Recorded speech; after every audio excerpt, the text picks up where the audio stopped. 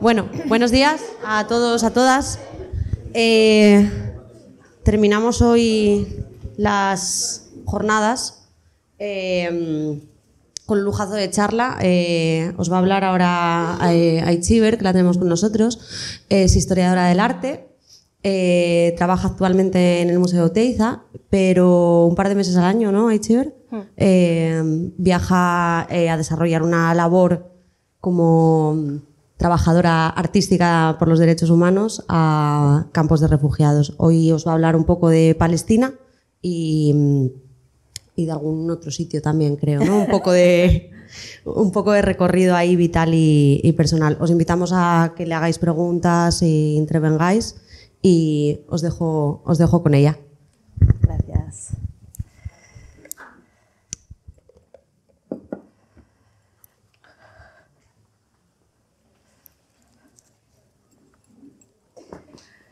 Bueno, volvemos a probar el micro por si acaso. ¿Me oís bien todos, verdad? Sí, vale.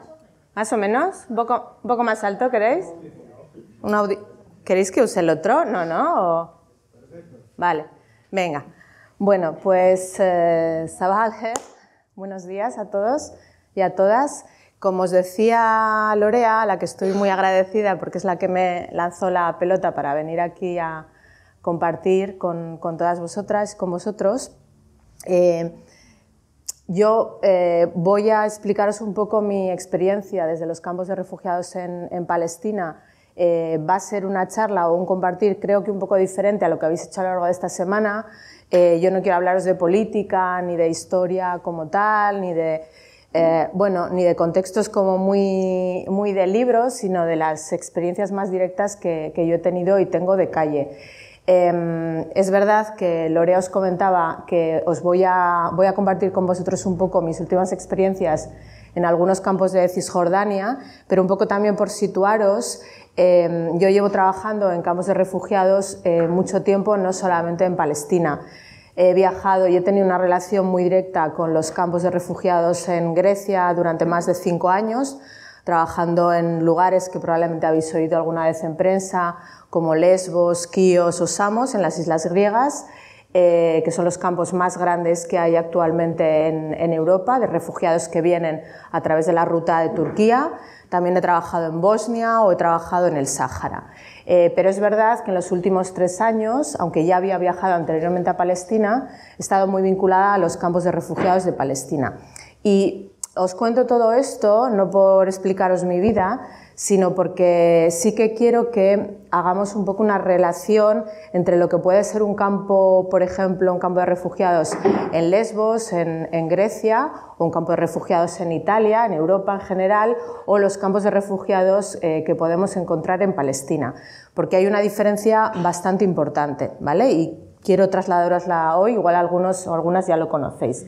En primer lugar, no sé, igual vosotros tenéis muy claro en la cabeza cómo es un campo de refugiados, pero yo por lo menos en mi entorno, de familia, de amigos y tal, y de colegas de trabajo, cuando les preguntas por un campo de refugiados, a la mayor parte de la gente le viene un poco esta imagen, ¿no? Es decir, extensiones grandes donde hay tiendas de campaña, cientos y cientos de tiendas de campaña. Pueden ser más grandes o puede ser un campo más pequeño, puede ser más grande, pero tenemos un poco esta sensación de imágenes de tiendas de campaña porque de alguna manera las personas migrantes están huyendo de un territorio por cuestiones de guerra, de hambruna, de persecución política, de persecución por su orientación sexual, se trasladan a otro país, puede ser trasladarse desde Siria a través de Turquía a Grecia y luego seguir hacia Europa. Y cuando llegan a estos campos de refugiados van a estar ahí de una manera temporal, van a estar 5 meses, 1 año, año y medio para conseguir continuar su viaje, a veces de forma ilegal y a veces de forma legal si consiguen los papeles. Pero los campos de refugiados no dejan de ser espacios temporales en Europa, ¿vale? De hecho, es cierto que aunque sean temporales, son escenarios donde la vida es muy dura, evidentemente. Están muy hacinados en todos estos campos, en estas condiciones que veis aquí. Esta es una imagen que yo tomé en el campo de Moria. Moria es el campo de refugiados más grande que hay en Europa en estos momentos y está en la isla de Lesbos. es un punto rojo de la ruta de migración. ¿Por qué la mayoría de los refugiados que llegan desde Turquía llegan a Lesbos? Bueno, porque la distancia entre la costa turca y la costa griega es muy pequeña. De hecho, tú estás en la playa en Lesbos y estás viendo Turquía enfrente, puedes ir nadando, ¿no? Entonces, es una puerta de entrada a Europa muy potente, que está muy activa. Está todo tan masificado que al final Moria se ha transformado en una inmensa cárcel de tiendas de campaña. Es un espacio muy complejo de vivir, donde se genera mucha violencia, donde las condiciones también de la infancia son muy duras, prácticamente no están escolarizados, es decir, el día a día es bastante complicado. Pero vuelvo a insistir en un hecho que me importa mucho. Moria, pese a ser un campo terrible, con unas condiciones terribles, no deja de ser para la mayor parte de los refugiados y refugiadas un espacio de vida temporal. Ellos y ellas tienen en la cabeza que de alguna manera van a conseguir salir de ahí en algún momento. ¿Cómo se sale de estos campos de refugiados que están en estas islas que os cuento? Bueno, el proceso es, están un tiempo en estos campos que están en la isla o en las islas de Grecia y después les permiten, con un pasaporte temporal de corto tiempo, les permiten dejar las islas para entrar al continente. Para llegar, en este caso de Moria, sería para llegar a Atenas. Es decir, están ya en el continente europeo y desde ahí podrán continuar hacia donde quieran ir, hacia Inglaterra, hacia Alemania, hacia Países Bajos. La mayor parte de ellos no consiguen un visado oficial, por lo tanto tienen que continuar de manera ilegal. Esto es algo muy morboso, ¿vale? Te dejo salir de la isla durante una semana, llegas al continente y luego continúa tu viaje por Europa, pero si no les dan pasaporte para continuar, tienen que continuar de forma ilegal. Pero insisto, están moviéndose, siguen avanzando hacia el punto hacia donde quieren ir. Cuando pasan de estas islas, de este terror de campo que veis aquí, a Atenas, podríamos pensar que ellos ya han hecho un paso en positivo y llegan, pues no sé, a un apartamento, a un hostal, a un lugar donde empiezan a tener condiciones un poco mejor. Pero ocurre todo lo contrario, y es que en Atenas, por ejemplo, que igual alguno o alguna ha ido de visita turística a Atenas en alguna ocasión, se produce algo que es atroz. También hay campos de refugiados en la propia Atenas, alrededor de la ciudad, y son campos donde el hacinamiento también es importante. Mirad, esta es una imagen que os puede parecer a priori un poco amable. Son las típicas tiendas de campaña que podemos utilizar casi todas cuando vamos al monte o cuando vamos de acampada, pero la realidad es que este es otro campo de refugiados. Es el campo de Malacasa, un campo donde yo trabajé también un tiempo, que está en el continente, está como a una hora de la capital, de Atenas, ¿vale? Bueno, veis que son tiendas de campaña en las que apenas hay espacio entre unas y otras, ¿vale? En el campo de Malacasa, que es un campo también de carácter temporal, se crea a las afueras de Atenas, como os comentaba, y es un campo que está construido bajo una gran carpa, estas carpas que podamos utilizar pues, para organizar un concierto, una cena, cualquier acto. Bueno, pues una carpa que en principio, en origen, tenía una capacidad como para 90 personas aproximadamente. Cuando yo llegué allí a Malacasa, habría viviendo como unas 650 aproximadamente. Imaginaros lo que es esto, no hay espacio para prácticamente ni dejar los zapatos. Es una sensación muy angustiosa.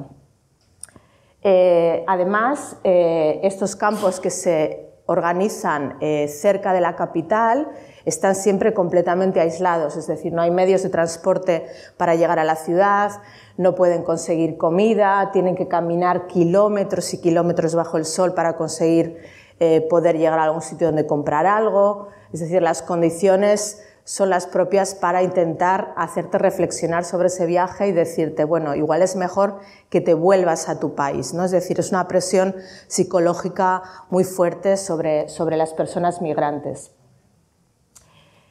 Y entre todo esto, que forma parte también de mi labor, sí que hay un aprendizaje enorme. Todas estas personas, todos estos migrantes que están emprendiendo todos esos viajes, te dan diariamente una enseñanza muy importante, y es que pese a todas esas condiciones, realmente ellos y ellas siempre sacan lo mejor de cada día, tienen una capacidad de resiliencia, de poder, de intentar sonreír, de intentar sacar bueno, un poquito de luz de cada día, que nos sorprende mucho respecto a nosotras y a nosotros, que a la mínima que nos pasa en el día a día nos estamos como quejando de todo y todo nos parece mal, ¿no? Ellos están en unas condiciones muy malas y sacan fuerza de todo. Por eso os traía esta imagen. Esta es una foto que en mi cabeza ha estado durante muchísimo tiempo. Es una foto que tomé en el campo de Lesbos, en uno de esos campos de Grecia, que era un campo un poco especial. Es un campo que hace apoyo a ese otro campo de Moria grande que os comentaba, es el campo de Pikpa, y es un campo donde se acogía, después de la pandemia lo cerraron, donde se acogía a personas con vulnerabilidad, pues, o que tenían algún tipo de discapacidad física, mujeres que habían sido violadas y estaban embarazadas, bueno, personas que estaban en un contexto de vulnerabilidad muy potente y que no podían sobrevivir en los campos grandes que hay allí. Entonces les llevaban a estos pequeños campos. Yo, trabajando en ese campo, una mañana, paseando, me encontré con esta silla y la fotografié y me hice mi historia en la cabeza, ¿no? Joder, ¿hasta qué punto tienen que sobrevivir, que no tienen ni una silla de ruedas decente y tienen que coger una silla vieja y maquearla y hacer lo posible para que pueda funcionar? Entonces, hablando con un chico que estaba allí, le comenté, también es duro que no podáis tener ni una silla de ruedas digna. Y me dijo, ay, Chiver, si eso no es una silla de ruedas. Y le digo, ¿pero cómo que no es una silla de ruedas? Y me dice, a ver, es una silla de ruedas, pero nosotros no utilizamos eso como silla de ruedas. Es una silla de ruedas que encontramos en la basura, la hemos bueno, arreglado como hemos podido y nos sirve de carro para llevar los alimentos, las cajas de fruta. Y él se reía, ¿no? Entonces, bueno, para mí también fue una lección, ¿no? Ver cómo de la nada transforman todo y hacen que su día a día mejore a través de lo que pueden, ¿no? Otro ejemplo claro es este es un niño, Said, con el que yo trabajé durante 3 años. En esta imagen tenía todavía 3 años y Said es de esos niños, os voy a hablar mucho de la infancia porque yo trabajo mucho con niñas y niños. Es un niño que, bueno, tenía muchos problemas de adaptación, hablaba muy poco con el resto de los niños del campo, pero su propia imaginación le hizo, pese a estar en una circunstancia mala, sacar lo que todos los niños sacan aquí en Gijón o donde sea, que es la necesidad de jugar.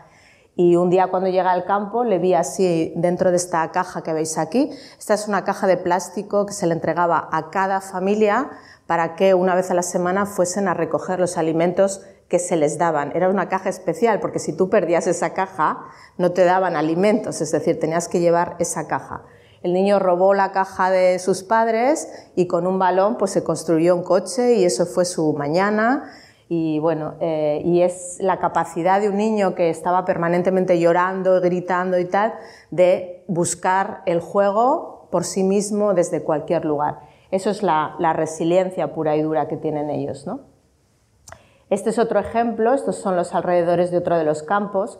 Fijaros cómo de esas tiendas de campaña, que para nosotras son una tienda que nos acompaña un finde o un día que decidimos irnos al monte, bueno, ellos hacen un hogar, ¿no? Fijaros cómo en la parte de abajo se ha situado un colchón, hay todos los utensilios que se utilizan para la comida, absolutamente todo. Es un mini hogar en una tienda de campaña porque los periodos allí pues, pueden ser largos, es decir, es verdad que es algo temporal, pero un migrante que llega a Grecia o a Italia o que luego pasa a Bosnia o a otros lugares puede estar periodos de 1 año hasta de 2 años en esos lugares, ¿no? Veis que, por ejemplo, también se ha cubierto esa tienda de campaña con esas mantas térmicas que habréis visto muchas veces en la tele cuando se rescatan migrantes que llegan en pateras, ¿no? Esas que les colocan finas metálicas para protegerles de la lluvia. Bueno, pues han hecho como un aislante en la casa, es decir, han transformado una tienda de campaña en una especie de pequeño hogar, ¿no?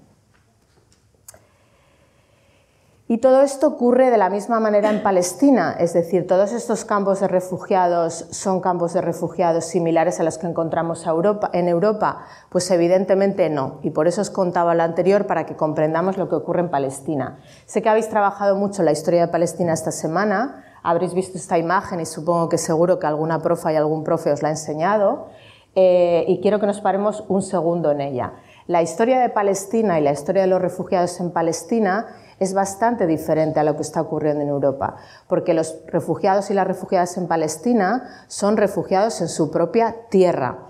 Sabéis perfectamente que cuando en los años 40, en el 48 exactamente, se hace oficial la creación del Estado de Israel, lo que ocurre es que los palestinos y palestinas que viven en su propia tierra son desplazados, expulsados de sus casas y de sus territorios para que los nuevos colonos, que venían principalmente de Europa y un poco más tarde empezaran a venir de otros lugares como Estados Unidos, cogiesen esa tierra, esas casas y empezasen a vivir.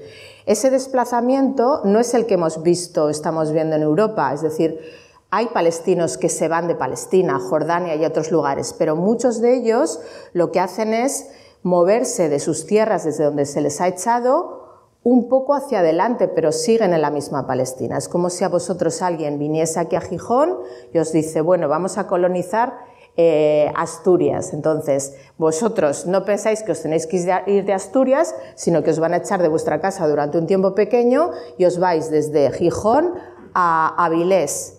Y estáis un tiempo viviendo en Avilés pensando que pronto vais a poder volver a Gijón, pero seguís en vuestro propio territorio, ¿vale? Esto, que parecía que iba a ser así, después de acuerdos políticos y de muchas charlas y de muchos intentos de que el Estado de Israel no colonizase el resto de Palestina, sino que hiciese se situase solo en una pequeña zona del territorio, no ha ocurrido así. Y desde los años 40 veis cómo toda la zona verde, que era territorio palestino, se fue haciendo cada vez más pequeña, hasta quedarse con este territorio que vemos aquí, ¿vale?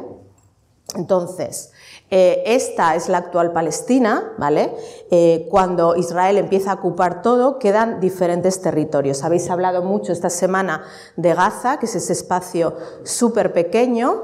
Toda esta zona que antes era Palestina ahora está considerado Israel, es decir, tú entras en avión a Israel y llegas aquí, llegas a Tel Aviv y a la zona de Jerusalén, y luego está toda esta zona que es Cisjordania, ¿vale? A mí me interesaba mucho y me importa mucho que hoy hablemos de Palestina como un pueblo global, ¿vale? Estáis escuchando mucho en la tele estos días a partir de esa incursión o de ese ataque de Hamas a Israel, estáis hablando mucho sobre Gaza, pero tenemos que entender que Palestina es un pueblo unido, es un único pueblo, ¿vale? Y que Gaza es una zona muy particular, es verdad, porque lleva sitiada, lleva cerrada durante mucho tiempo, desde los 80, pero es una pequeña parte de Palestina, que al mismo tiempo, y creo que eso lo habéis estudiado también en clase, es un territorio muy pequeño, ¿vale? Pensad que, estamos hablando, tenía los datos aquí que no los recuerdo, vale, estamos hablando de que Asturias tiene aproximadamente, si no me equivoco, si no los historiadores me lo corrigen, de extensión unos 10.000 kilómetros cuadrados. Bueno, Palestina es más pequeña, tiene unos 6.000.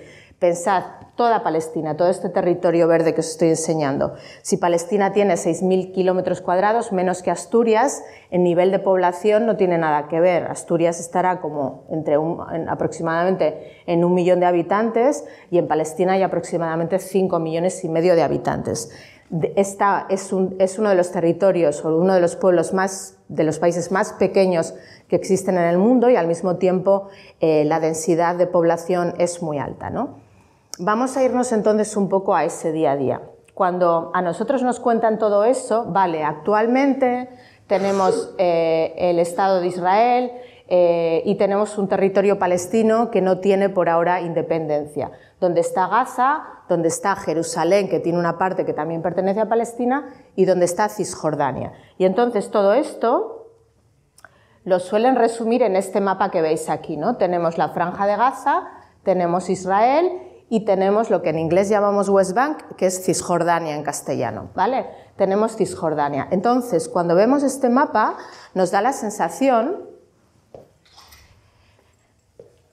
de que esto está completamente aislado de esto. Es decir, yo como Aitziber llego al aeropuerto de Tel Aviv, me bajo del aeropuerto de Tel Aviv, si los maravillosos policías israelíes después de un interrogatorio me permiten entrar en el país, consigo entrar en Jerusalén, consigo llegar a Tel Aviv, llego a Jerusalén y para entrar en Cisjordania, que es territorio palestino, yo tengo que pasar lo que llamamos un checkpoint, tengo que pasar un control policial a pie, ¿de acuerdo? Porque no puedo pasarlo andando, no puedo pasarlo en coche, lo tengo que pasar a pie para entrar en esta parte de Cisjordania. Y cuando vemos esto, da la sensación de que aquí solo hay palestinos, pero la realidad es que esto está lleno de colonias israelíes y la realidad es que el espacio para los palestinos cada vez es más pequeño.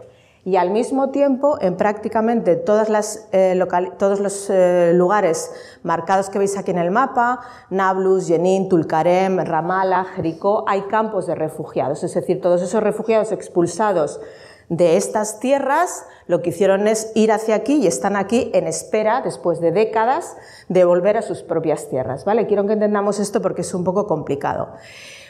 Quiero también que entendamos que aquí parece que los palestinos viven con total libertad, pero no tiene nada que ver con eso. Mirad, hay una imagen, una infografía que a mí me gusta especialmente. A ver, pensaba que la tenía por aquí, perdonad.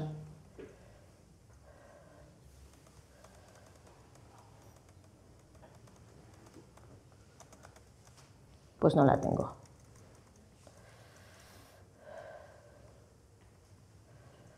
Vale, no pasa nada. Mirad, en esta infografía, yo creo que esta nos va a servir, ¿vale? Yo creo que tenéis, una imagen bastante clara. Fijaros, por aquí tenemos como un montón de espacios verdes, ¿los veis? Como zonas verdes, que son realmente las zonas que son exclusivamente palestinas. Todo lo que veis aquí alrededor, como en azul, son zonas ocupadas por los colonos israelíes, ¿vale? Entonces, ¿cuál es el funcionamiento cuando tú llegas a Cisjordania? Bueno, lo primero que ocurre es que tienes que pasar, como os decía, por un checkpoint.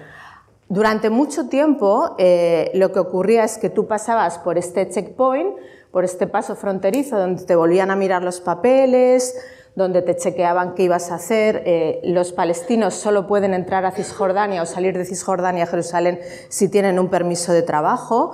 Imaginaros que, por ejemplo, tú vives en Ramallah y tienes a tu abuelo enterrado en Jerusalén, no puedes ir a ver la tumba de tu abuelo, es decir, no tienen un permiso para entrar y salir. Y muchas veces tienen que hacer colas muy, muy largas. También los occidentales, si yo llego como occidental allí, tengo que pasar por este permiso, ¿vale?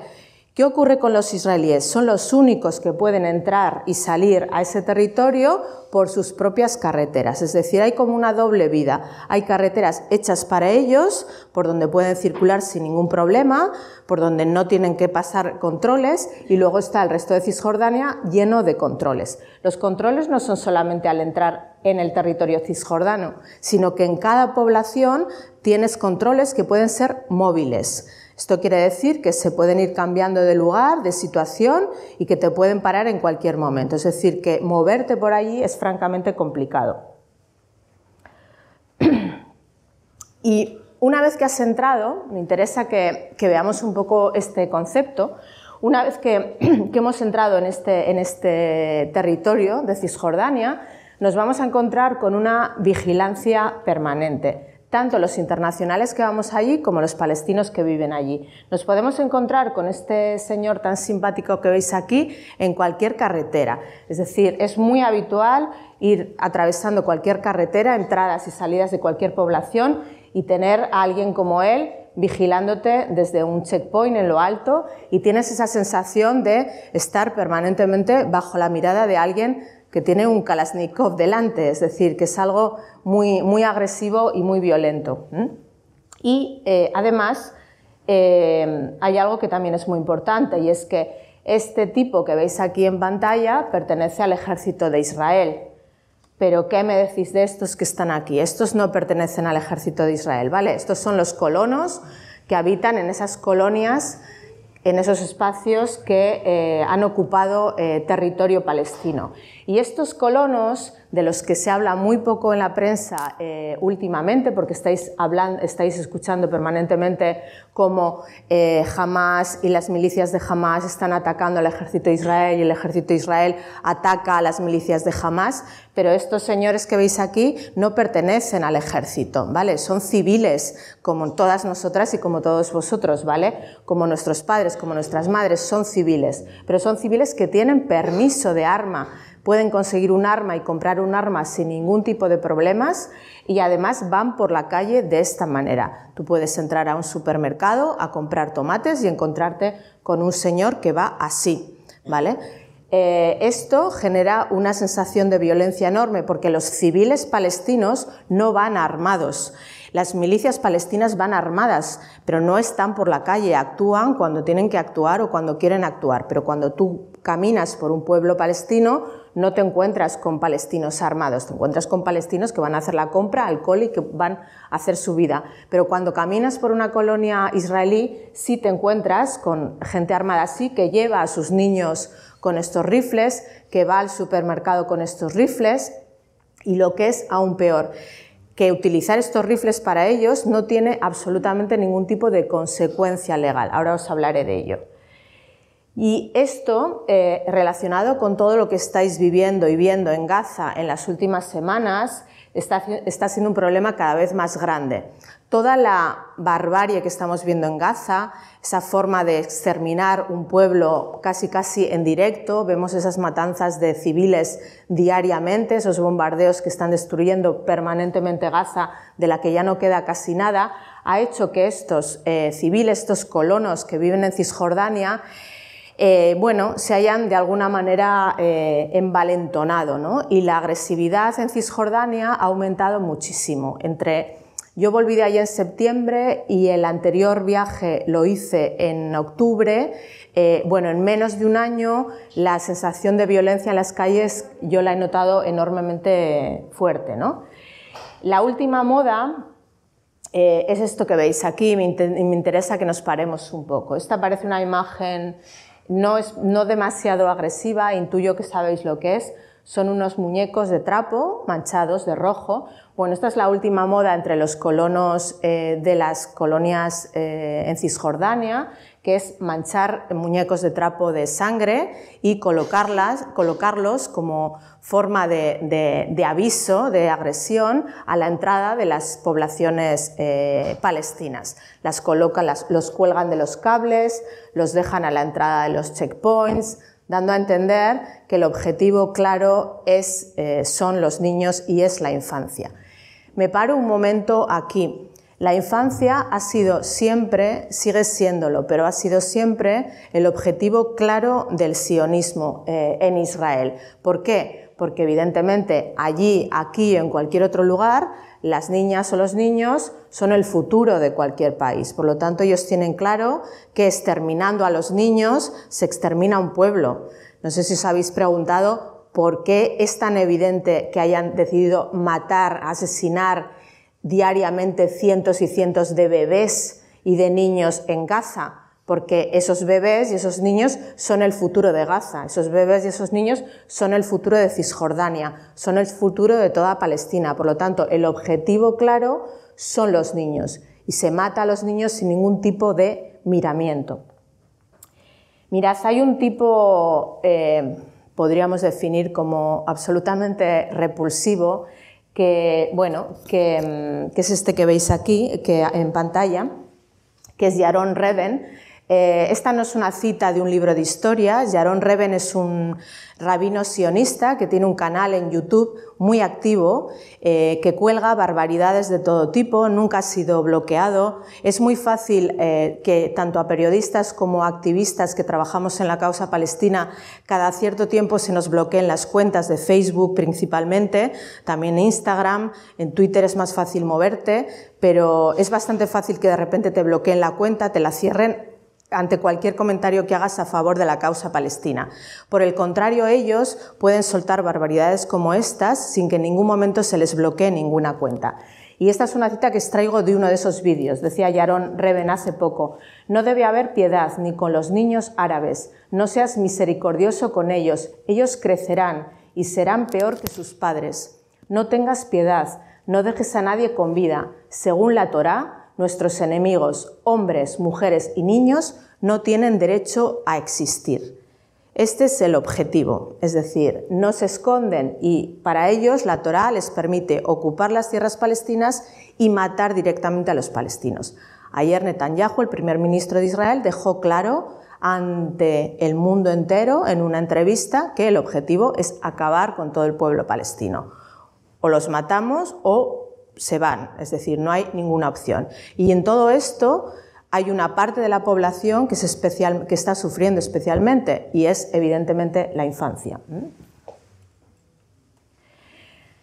En relación a lo que os comentaba del concepto de refugiados, tenéis que pensar, como os decía, que en este caso Cisjordania, el territorio del que yo os estoy hablando, donde yo trabajo, donde se han realizado las imágenes que tenéis aquí en esta exposición, que son de Cisjordania, es un espacio que ocupa tan solo 5.500 kilómetros cuadrados.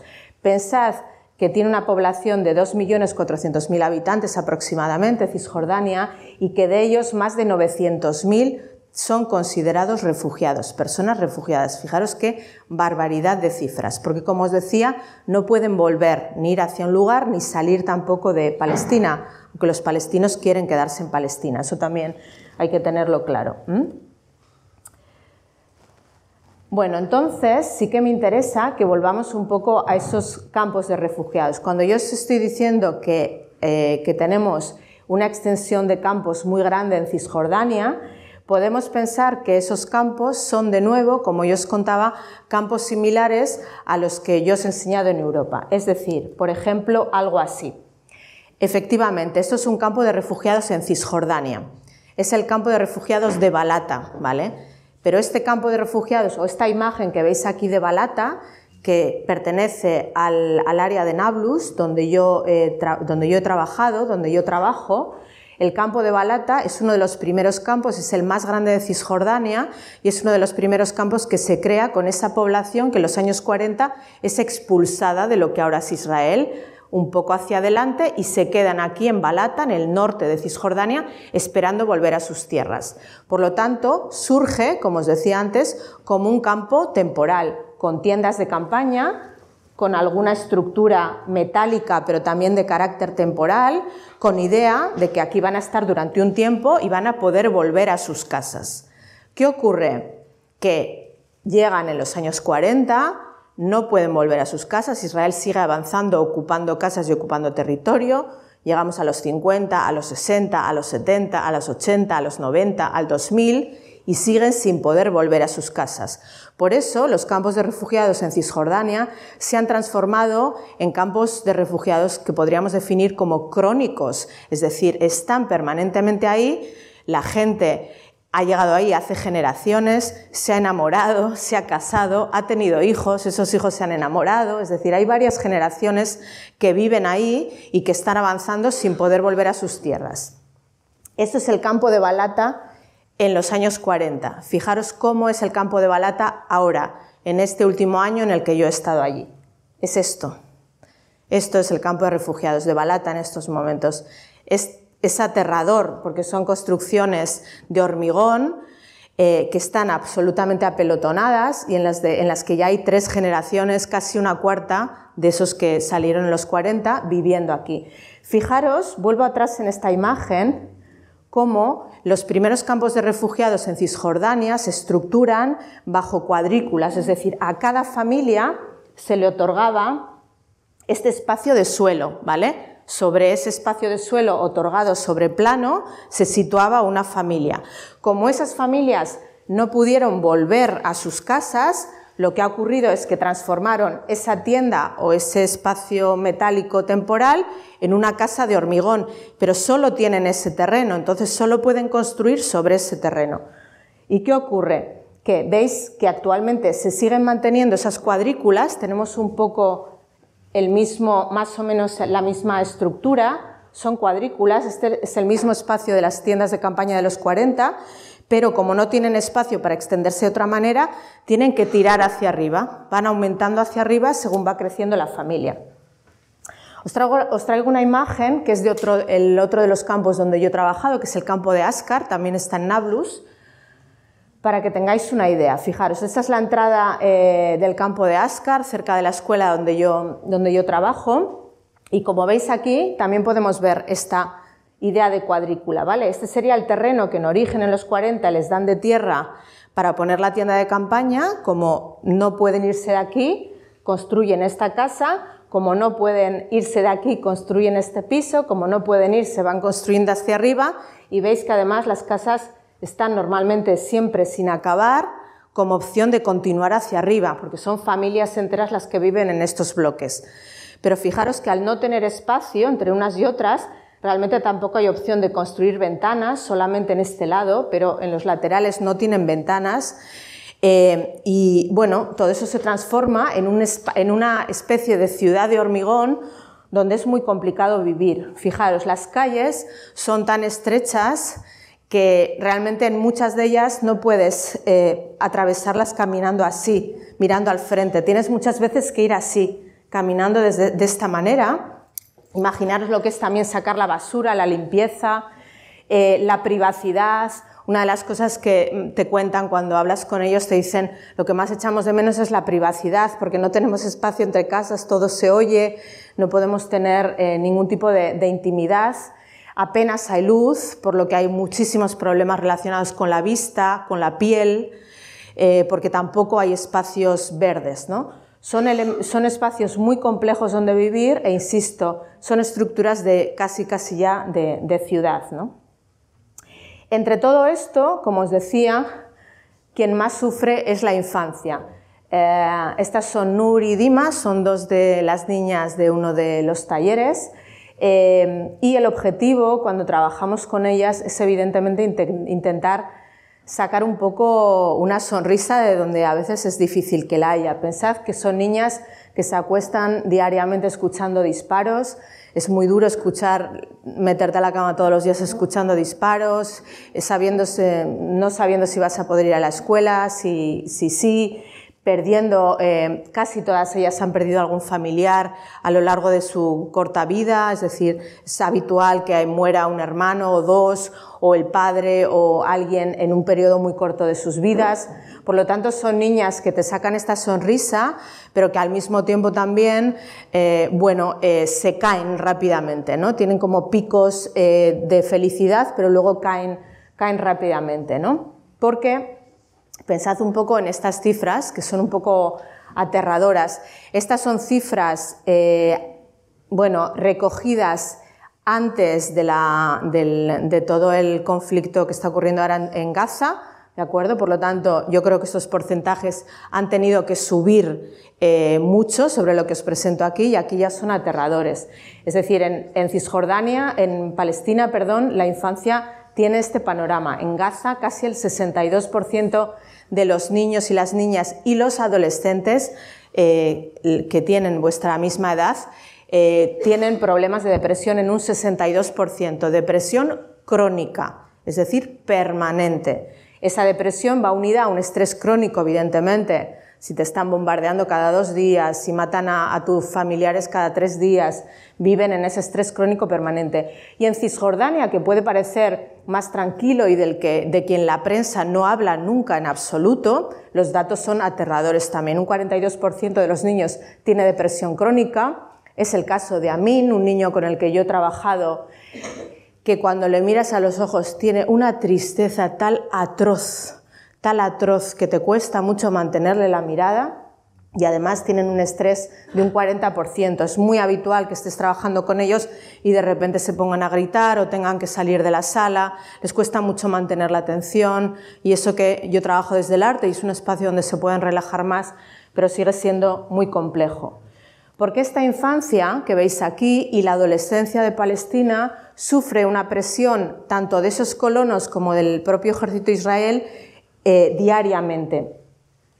Esta es una imagen muy típica de Palestina, aparece en prensa habitualmente esta imagen de los niños muy valientes tirando piedras a los tanques que entran en las zonas cada cierto tiempo en las poblaciones palestinas, Pero me quiero parar en esta imagen no solamente porque sea la imagen icónica de la fuerza de los palestinos frente al gran Israel, ¿no? Un pequeño niño con una piedra tirando una piedra sobre un tanque, sino sobre el hecho de que en Palestina tirar una piedra sobre un tanque te lleva a la cárcel, ¿vale? Y esto es algo que también sufre la infancia palestina y la adolescencia palestina.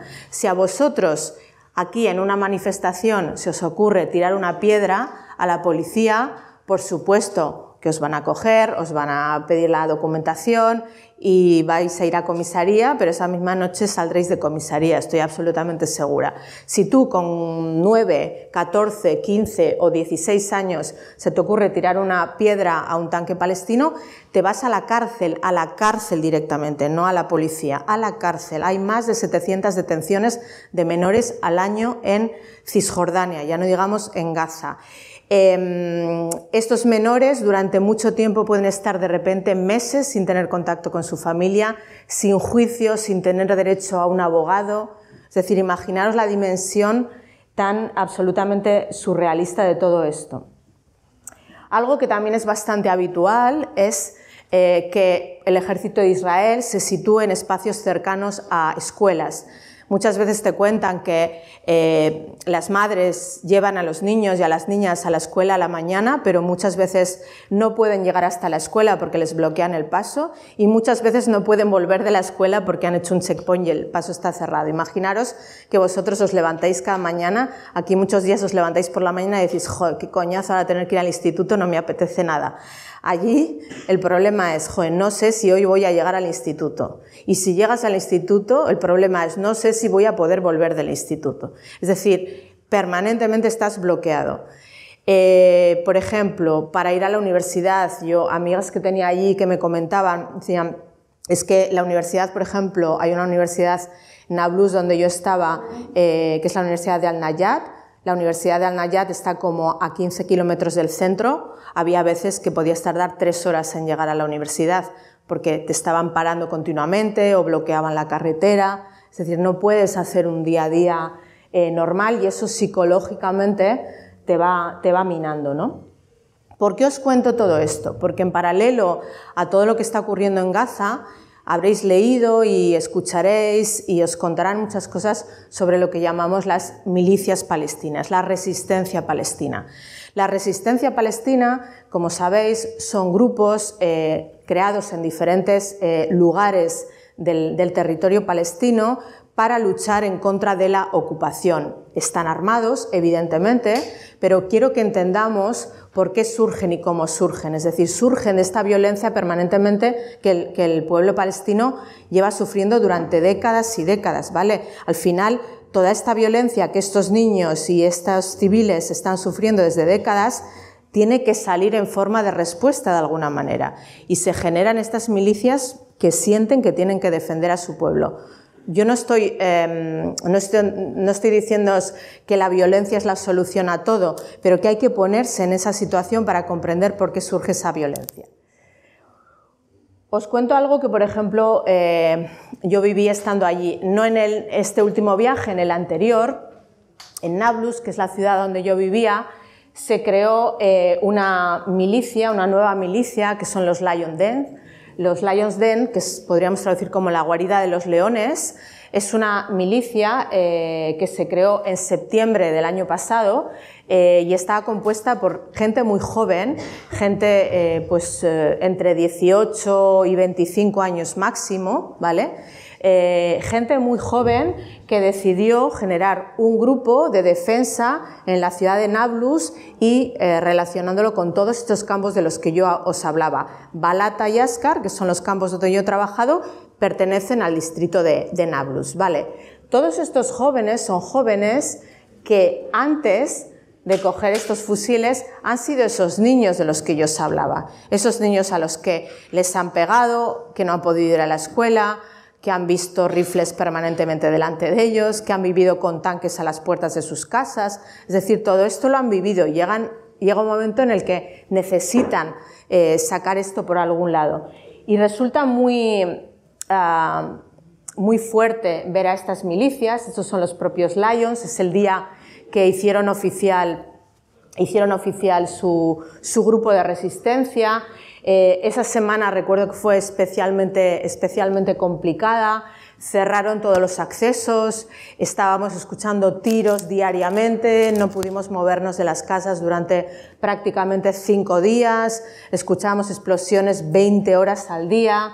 Fue muy complejo de asumir, pero os traigo mi experiencia personal, y es que la gente con la que yo conviví allí, mi profesora de árabe, la gente que estaba en la ONG Palestina con la que yo estaba, toda la gente sentía que eso se estaba haciendo porque no había otra opción, no había otra salida. Es decir, al final ellos plantean o ponen sobre la mesa que de alguna manera se tendrán que defender, ¿no? Esto suena difícil de entender desde aquí, pero es como si alguien a nosotros, si yo, no me sé el nombre de ninguna, pero alguien que esté aquí, me acerco por ejemplo a ti, te doy un bofetón, pues igual si eres una persona tranquila me vas a decir, oye, ¿por qué me pegas? No me des un bofetón, que yo no te he hecho nada. Si te vuelvo a dar otro bofetón te vas a empezar a enfadar, y si te pego a dar te sigo dando bofetones, me vas a acabar dando un bofetón. Es decir, al final es una respuesta ante toda esta agresividad y toda esta violencia. Y os traigo algo que también vais a ver en esta exposición que tenéis aquí, que es muy interesante, y es que toda esta imagen de la resistencia también se transforma en algo que está en la piel de todas las ciudades en Cisjordania y también en Gaza, que son imágenes, como veis aquí, esta es la entrada a la calle hacia la casa donde yo vivía, y como veis está llena de imágenes de mártires, de todos estos jóvenes que han muerto en esa lucha de la resistencia. Yo, que me dedico al arte y a la imagen, para mí esto es algo que resultó bastante sorprendente, porque cada vez que es asesinado uno de estos chicos, su imagen es colgada en alguna pared del pueblo, de las poblaciones, ¿vale? Estas imágenes nunca se retiran, se van sumando, y las paredes están ya prácticamente llenas de imágenes, ¿no? Es decir, podemos pasar por una calle y encontrarnos la imagen del último mártir que ha caído en la causa palestina, pero podemos encontrarnos con una que es tan antigua, que lleva ahí desde hace 20 años, ¿vale? Nunca se quitan. Es la piel de esos muertos que va cubriendo toda la ciudad. Y esto es algo con lo que conviven también todos esos niños y esas niñas, ¿no? de las que yo os estaba hablando. La invasión de estas imágenes que ocupa todos los espacios públicos. Por ejemplo, mirad, esta imagen que veis aquí, fotos de mártires también colgadas, es la imagen del café al que yo solía ir por la mañana. Aquí normalmente en este espacio vacío que veis suele haber mesas de plástico con sillas como las que tenéis aquí de plástico. Esta imagen yo la tomé un viernes, que es día festivo, todo está cerrado, por eso la pude tomar, pero en un día normal, en un día no festivo, tú te sientas a tomar café aquí con todas esas imágenes de mártires alrededor, es decir, estás permanentemente viendo eso, y eso es algo que psicológicamente afecta, es decir, es una normalización de la violencia, insisto, una violencia que surge ante la necesidad de defensa de una gran violencia, que es esa violencia permanente de Israel. Hasta tal punto está presente todo esto, que fijaros, en el último año, cada vez con más frecuencia, han evolucionado, han avanzado, se han hecho cada vez más grandes estos puestos que veis aquí. Esto es la entrada a la ciudad vieja de Nablus, la entrada al mercado. Nablus, como cualquier ciudad árabe, tiene mercados, siempre mercado muy grande, donde vas a comprar todo.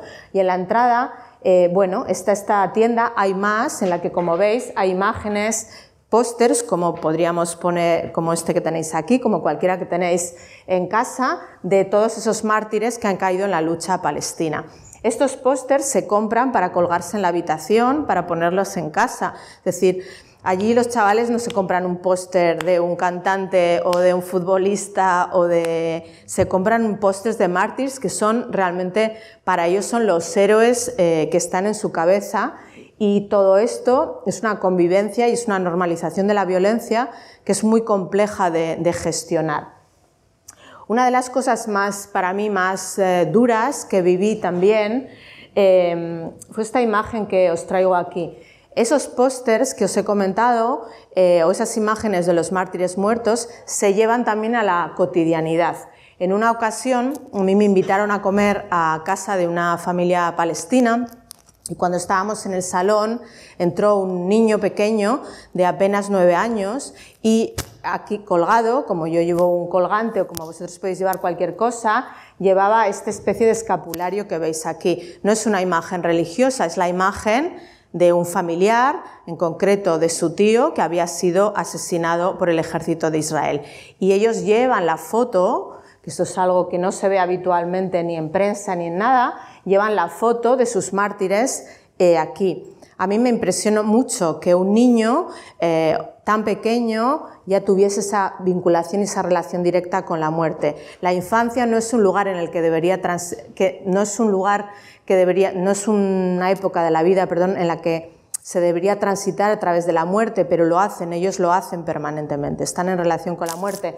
Y a nadie le llama la atención que un niño de 9 años lleve la imagen de alguien a quien han asesinado con un rifle, ¿no? Porque para ellos tienen esa concepción de que esas personas son héroes y probablemente en la cabeza de ese niño lo que está soñando con ser de mayor no es un gran futbolista o un gran cantante lo que está soñando con ser es esto, es formar parte de la resistencia, porque es lo que ha visto desde pequeño.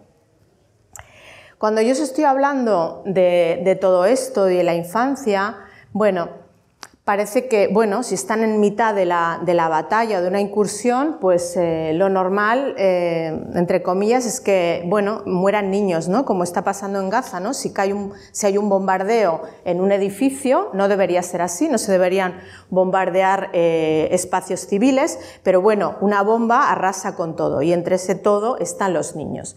En Cisjordania ocurre algo que es aún más perverso y es que los niños son perseguidos, atacados y asesinados de una manera nominal clara, es decir, lo que de forma llana diríamos voy a por ti, ¿vale?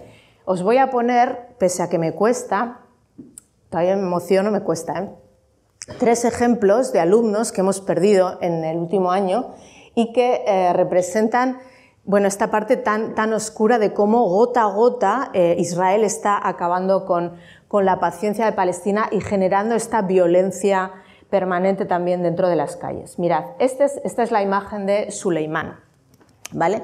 Suleimán tenía tan solo 9 años, es una de las primeras historias con las que yo me encontré.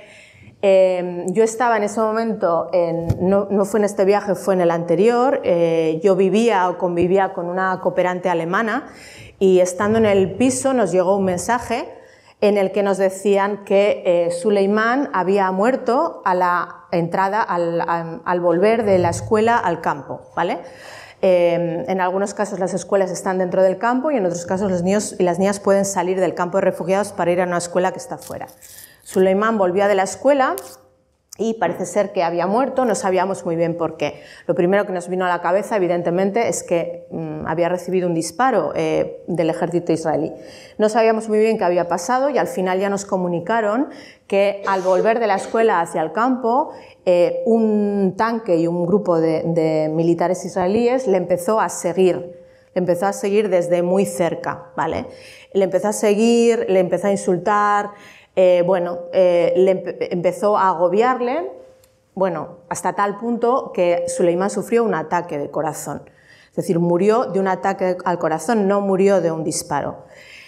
Cuando a mí me contaron esta historia, me quedé aterrorizada. Es decir, Suleimán murió de miedo. Podríamos decir que murió de miedo, literalmente. ¿Pero por qué murió de miedo? ¿Por qué sufrió un ataque de corazón en ese momento? Murió de miedo, de angustia, de esa ansiedad, porque es un niño que siempre había vivido con esa angustia, es decir, no es que ese día sintiese más miedo, es que ese día se le desbordó el vaso, podríamos decir. Suleimán había sido perseguido en múltiples ocasiones, había visto entrar los tanques en el campo en muchas ocasiones, había perdido familiares y ya llegó un día en el que su corazón explotó. Me importa mucho esta otra parte de la historia. Cuando ocurrió esto, yo le dije a Ima, a mi compañera de piso, le dije, mañana esto va a estar en toda la prensa porque esto ya resulta absolutamente indignante. Y dijimos, vale, Mañana cuando nos levantemos, bueno, tú miras, nos repartimos y dijimos, Ima, tú miras la prensa alemana y la inglesa, yo chequeo la francesa, la española, la italiana, tal, y vemos un poco qué se ha contado de la historia. No había nada, nadie en la prensa, ningún periódico sacó la historia, solamente un día después la BBC sacó algo de una manera muy sencilla. Se pidieron explicaciones desde las ONGs, algunas ONGs, a Israel. Israel dijo que no había sido intencionado, que ellos no habían tenido absolutamente nada que ver. Y esto es importante, es decir, cómo estos asesinatos gota a gota, gota a gota, no llegan hasta la prensa civil, no llegan hasta la prensa occidental, y en consecuencia ese silenciamiento lo que hace es permitirles que todo esto continúe siendo cada día más grande. Os voy a poner otro ejemplo de otra alumna. Bueno, perdonar, no recordaba que tenía esta imagen. Ese es el entierro de Suleimán al día siguiente. Me impacta mucho esta imagen y por eso os la traía. Os estoy fastidiando un poco el viernes, ya sé que esto es un poco duro de ver, pero bueno, para mí es una imagen muy impactante, no es una foto mía, es una imagen de un periodista palestino, pero fijaros en el rostro de sus compañeros, que son rostros ya no tristes, ¿no? Son niños que están muy apagados, que están casi no tienen reacción. Fijaros en el amigo que le está grabando con el móvil. ¿Cómo puedes perder a un compañero que tiene 9 años, ¿no? Es algo que es imposible de asumir en la infancia, ¿no? Es algo que no sabes gestionar de ninguna manera, ¿no? Entonces te puedes encontrar con niños que están muy tristes, pero niños como estos que están como absolutamente perdidos, porque además, con total seguridad, la mayor parte de los que veis aquí también han perdido algún familiar a lo largo de su corta vida, ¿vale? Otro ejemplo que me interesa explicaros es el de Hannah. Hannah es esta niña que tenía 16 años, que también falleció el año pasado en una de esas situaciones que son bastante habituales en Palestina. Lo que ocurre en los campos de refugiados de los que os estoy hablando y en alguna entrada de poblaciones también en Cisjordania es que todos los campos y esas poblaciones tienen sirenas que se han colocado a las entradas, y el ejército de Israel obliga a activar esas sirenas cuando ellos hacen una incursión, es decir, van a entrar en el campo de Balata con los tanques, según ellos, para hacer un registro o para intentar encontrar a alguien de la resistencia palestina, para que lo que ellos decidan, porque nunca dan explicaciones. Entonces ellos activan esas sirenas y es obligatorio, el ejército israelí pide obligatoriamente a todos los palestinos que están allí que se metan en sus casas, tienes que entrar dentro de la casa. Palestinos o civiles o internacionales que estemos allí, tienes que meterte dentro de la casa.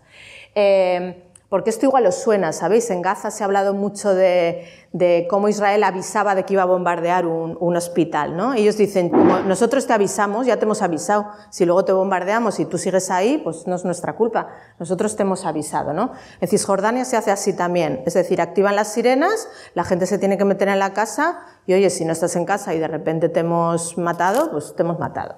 Y es lo que ocurrió con Hannah. Hannah se metió en casa con toda su familia, pero no encontraba a su gato, empezó a buscar al gato y como no lo encontraba dentro de casa, subió arriba. Es bastante habitual que los palestinos utilicen la terraza en la parte de arriba como espacio social, suelen tener sofás, hacen la comida muchas veces ahí arriba y, intentando buscar a su gato, subió a esa terraza y a Hannah le pegaron un tiro en la cabeza y murió desangrada en esa terraza. Es esta imagen tan terrible que veis aquí. Me interesan dos conceptos. Como veis por la imagen, todavía no era de noche, ¿vale? Era la tarde, es decir, había luz. Y quien mató a Hannah no fue un disparo cruzado entre resistencia y policía. Hannah fue asesinada por un francotirador que estaba en un tejado al lado. Imagino que no habéis tenido, entre comillas, la suerte de conocer a ningún francotirador, pero sabéis lo que es un francotirador porque lo habéis visto en pelis y en series millones de veces. Y un francotirador sabe perfectamente a quién dispara, cuándo dispara y dónde dispara, perfectamente al milímetro. Es decir, que aquí tenemos a alguien que sabe perfectamente que está pegando un tiro a una niña. Es decir, eso está claro. Al día siguiente, como ocurrió con Suleimán, también se pidieron responsabilidades de este asesinato y El ejército de Israel lo que dijo es, fue un fuego no intencionado. Se cerró el caso y ya está. La familia de Hannah nunca ha tenido ningún tipo de explicación sobre nada más. Y el último caso, por poneros otro caso diferente, es el de Amin, un alumno que yo tuve en el último viaje, que perdimos hace relativamente poco. Como veis en esta foto, Amin es de esos niños que tiene la mirada muy cansada, muy triste, que perdió muchos familiares a lo largo también de su corta vida. No recuerdo, ahora Amin tendría como unos 13 años más o menos, y Amin murió de otra manera, también bastante habitual en Cisjordania. Fue al entierro de su tío, que había sido asesinado por el ejército de Israel. Los entierros en Palestina son públicos, es decir, el féretro se saca a la calle, se camina alrededor de ellos y todo el pueblo va caminando con ellos. Es decir, luego hay una parte íntima de la familia, pero en principio se comparten. Bueno, Amin fue a ese entierro y al volver del entierro con su padre fue asesinado, tanto su padre y él, de un disparo por uno de esos colonos israelíes de los que os hablaba. ¿Qué ocurre con ese colono que ha decidido ese día, por lo que sea, porque en su cabeza se ha cruzado la barbaridad que ha querido que se cruce? ¿Qué ocurre con ese colono? Nada. Ese colono no va a prisión después, ese colono no tiene un juicio después, y si lo tiene va a ser una risa de juicio. Recordar lo que os he dicho antes, si un niño lanza una piedra, se va a la cárcel. Si un colono pega un disparo a un niño de 16 años, o de 13, o de 9, no va a la cárcel. Esto es algo permanente y diario. Y es algo que se ve también cuando tú llevas el arte a la clase. Este es un dibujo que hizo Amin en el primer taller en el que yo trabajé con él. Cuando yo empiezo a trabajar con ellos, yo trabajo desde el arte, desde la pintura, desde la fotografía, desde la música. El primer día que yo trabajo con ellos en el taller, lo que suelo hacer es un taller libre de dibujo para que cada uno y cada uno dibuje lo que quiera, y es una forma de que ellos me den pistas de lo que está ocurriendo en su cabeza. El arte es un lenguaje que puede parecer irrisorio, que no tiene mucho sentido en un lugar donde la violencia es tan atroz, pero es todo lo contrario. Muchas veces a estas niñas y a estos niños les cuesta mucho verbalizar lo que está pasando. Incluso si les pones un psicólogo delante, les cuesta mucho contar lo que está pasando. Pero el arte de repente les ayuda a sacar lo que tienen dentro, ¿no? Yo he visto niños que llevaban un mes sin hablar, que de repente a través del taller de dibujo hablaban, mujeres que también han contado experiencias muy duras de violación. Es decir, el arte permite que cuenten cosas de una manera más serena, ¿no? Y a mí, cuando yo le conocí, lo único que dibujaba, lo único permanentemente, día tras día, era militantes de la resistencia. Eran jóvenes de la resistencia palestina, probablemente porque estaba proyectando lo que él quería hacer en un futuro, ¿no? Y como veis luego, pues fue asesinado. En este sentido, cuando tú te enfrentas a un taller para trabajar en el arte con estos jóvenes, me podéis decir, bueno, y entonces, ¿en qué piensas, no? ¿Cómo lo enfocas o cómo lo haces? Bueno, os traigo esta cita que para mí es como un mantra, la tengo siempre muy presente en todo lo que hago, que es un libro de Eulalia Bosch, que se titula, si lo queréis leer, es muy fácil de entender y muy interesante, se titula ¿Quién educa a quién? Y Eulalia Bosch tiene esta cita tan maravillosa en la que escribe: tenía la mirada perdida en la página que su madre le estaba leyendo cuando de improviso preguntó: mamá, ¿tú qué miras, lo blanco o lo negro? Es decir, hay distintas formas de leer, ¿no? Cuando nos enfrentamos a un texto, vemos un texto y solo pensamos que este es texto, pero también hay una parte de un color que tiene que significar algo. Pues cuando tú vas al taller con esos chavales y estas chavalas, lo que tienes que pensar es, bueno, voy a dejar de mirar o de observar solamente el drama en el que están viviendo y la violencia permanente que están viviendo día a día, y voy a intentar buscar más, voy a intentar sacar un poco de luz de su día a día. Es decir, para mí es muy importante que cuando llegamos allí a trabajar en estos contextos, en contextos bélicos o de mucha vulnerabilidad, llegar allí con mucha humildad, ¿no? Y plantearnos esto, que hay que mirar más allá del conflicto, que hay que sobreponerse a él para conseguir de alguna manera respirar un poco. Es decir, yo tengo claro que cuando voy a Cisjordania, cuando he estado en Palestina y cuando vuelvo a Palestina, si me permiten entrar en el país, no voy a poder solucionar el conflicto, esto no está en mi mano. Solucionar el conflicto es un trabajo de todas, de todos, de salir a la calle, de presionar políticamente, de que los políticos también hagan algo, de que los gobiernos hagan algo. Yo no tengo esa capacidad como educadora artística de cambiar un conflicto ni de evitar que esos niños mueran, pero lo que sí que tengo es la capacidad de generar momentos bonitos y positivos en esos niños. Es decir, hay que pensar que también estos niños tienen derecho a vivir momentos buenos pese a estar viviendo en esas circunstancias. ¿Por qué os cuento todo esto? Porque no sé si lo habéis vivido en vuestras casas estos días cuando habéis contado que estabais trabajando sobre el conflicto de Palestina en el instituto, pero a mí me pasa mucho, ¿no? Cuando hablo con amigos, pues me voy a Palestina, o me dice, pero si es que eso es una historia que es interminable, si eso no se va a arreglar nunca. Entonces la respuesta ante eso no se va a arreglar nunca, además de que nadie sabe lo que se va a arreglar en un futuro o no.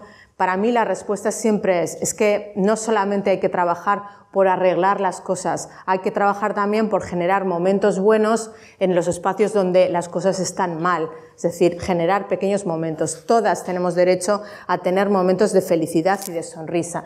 Y eso es un poco lo que en parte trabajamos, ¿no? Voy a ir acabando ya, pero voy a pasar una serie de fotos para que tengáis un poco una idea de lo que más o menos he hecho allí y luego me podéis hacer todas las preguntas que queráis. Pero lo que allí hemos hecho es, tanto en el campo de Ascar como en el campo de Balata que os comentaba antes, trabajar desde la imagen, la fotografía, el dibujo, para que ellos mismos cuenten cómo es su vida en el campo y empiecen a ver elementos más positivos, ¿no? El primer proyecto que hice es este, que es un proyecto que yo definí y llamé Watan. Watan es un término árabe que significa hogar, y lo que hicimos es crear este marco de cartón con el que salimos por todas las calles del campo y fuimos fotografiando el campo, ¿no? Lo veis aquí en la imagen, esta es una de las niñas participantes, Amani, o también tenemos a Nur, a la que, a Nur le presté yo mi cámara, yo llevaba mi cámara, entonces lo que íbamos haciendo era ir fotografiando espacios del campo y ellas iban contándome en qué consistían esos espacios del campo. Era una forma como de dar dignidad al espacio donde vivían, ¿no? Lo que ocurrió también, que es muy interesante en este proyecto, es que en principio el marco servía para a través de él mirar espacios y fotografiarlos, pero llegó un momento en el que una de las participantes me dijo, Aitziber, pero estamos todo el rato fotografiando cosas y ¿por qué no nos fotografiamos a nosotras? Si nosotras somos lo más importante de Palestina, es decir, el pueblo palestino puede vivir sin casas, pero no puede vivir sin palestinas y palestinos. Y le dije, pues tienes razón. Y es cuando cambiamos de dirección el marco y empezaron a fotografiarse ellas mismas dentro del marco, ¿no? Con ello trabajamos collages que sacamos a distintos espacios del campo y colocamos en distintas tiendas del campo también, en los cuales ellas integraban a personajes del campo y les permitía un poco hablar y narrar su propia historia. También trabajamos con elementos identitarios del campo, como es, por ejemplo, el olivo. En los campos de refugiados apenas hay zonas verdes, no hay zonas verdes donde los niños puedan jugar. Y el olivo, que es uno de los elementos referenciales de Palestina, el olivo, el aceite de oliva, para ellos es referencial, es otro de las identidades palestinas que Israel ha ido poco a poco usurpando.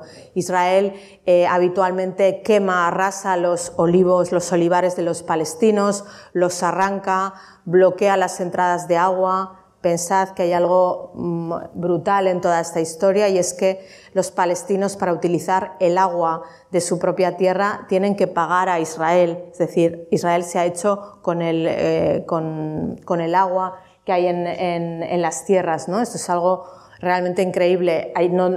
Por ejemplo, allí llenan los bidones que hay en las casas arriba una vez a la semana de agua para que te puedas duchar y cocinar. Pero ese agua se la tienen que pagar a Israel, la tienen que comprar a Israel pese a que es su propia agua. Por lo tanto, el olivo es un elemento de referencia importante y lo que hicimos es trabajar con él desde hojas también del propio campo Os traigo esta imagen que parece muy sencilla de cualquier taller que podríamos hacer aquí con chiquis, pero para mí es muy importante cuando normalmente les pedías que desde algo, por ejemplo una hoja, pintasen, el 90% de ellos, prácticamente todos, lo que hacían es sobre la hoja pintar la bandera palestina. Tienen una identidad muy fuerte sobre ello.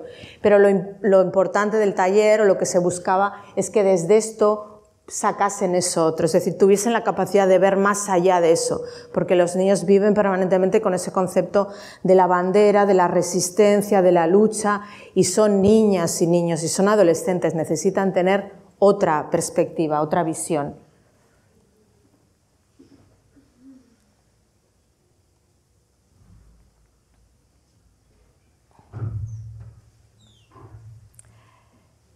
Esto forma parte también de un trabajo de fotografía que hicimos, en el que fuimos recorriendo el campo para ver las distintas tiendas que tienen allí. Pensad que como es casi una ciudad, está cronificado, allí podemos encontrar una panadería, peluquería, supermercado, absolutamente de todo.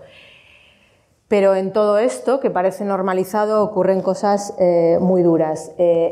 Os traigo esta foto, tengo un montón de este trabajo que hicimos, porque mirar, en esta salida, por ejemplo, que tenían que encontrar, fotografiar comercios del propio campo, nos acercamos a este primero, que es un supermercado del campo. Bueno, cuando ellos me estaban explicando qué era el supermercado, de repente me señalaron a ese señor que veis ahí arriba, que cualquiera de nosotras y nosotros podemos pensar que es el propietario del supermercado. Bueno, pues realmente ese señor que está ahí trabajaba en ese supermercado y había sido asesinado un mes antes por el ejército israelí en una de las incursiones a Balata. Y al mismo tiempo era el hermano de la profesora que iba con nosotros en el grupo, ¿no? Entonces, de repente ves esa normalización de la violencia y te das cuenta que al final, bueno, no existe prácticamente nadie, ninguno de ellos, que no haya perdido un padre, una madre, un hermano, un primo o varios a la vez. Hemos tenido casos de alguna madre que ha perdido a los 3 hijos en el mismo día, que es algo tremendamente duro.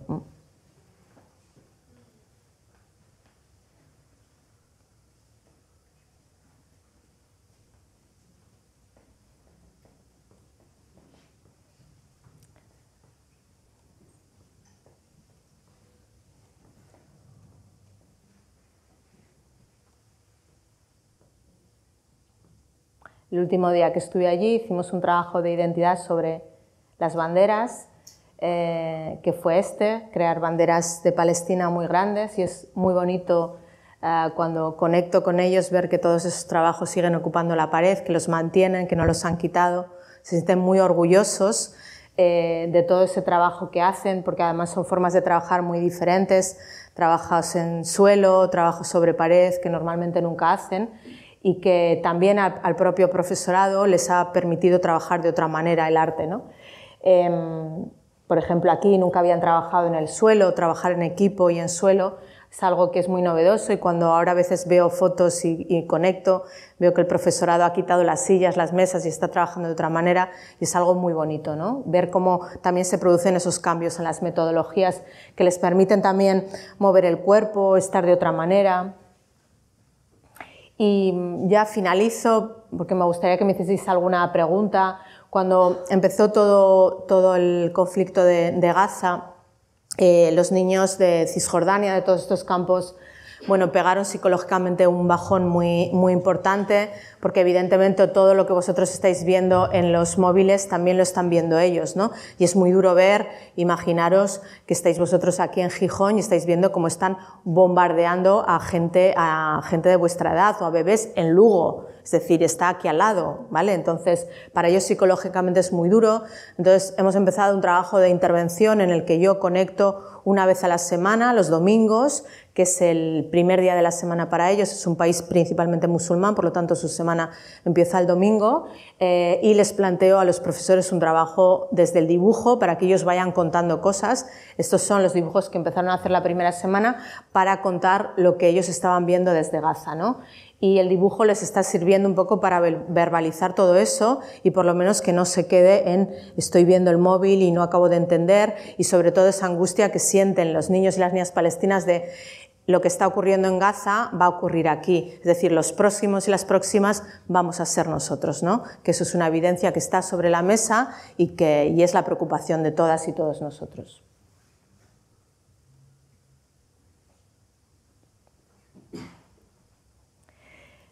Y acabo simplemente diciendo que este trabajo que yo os estoy contando, que hago, que tengo intención de seguir haciendo, que algunas otras compañeras hacen también, tiene como objetivo, como os decía, no resolver un conflicto, sino pasar de esto, de esta mirada, de esta expresión que es la de ellos permanentemente, que es la de muchas imágenes que veis en la prensa, a esta otra. Se puede, es decir, a sacarles una sonrisa pese a que no sabes si al día siguiente van a tener que volver a esta, pero por lo menos tenemos que tener en la cabeza que tienen derecho a tener esta en algún momento del día y en algún momento de sus vidas, ¿vale?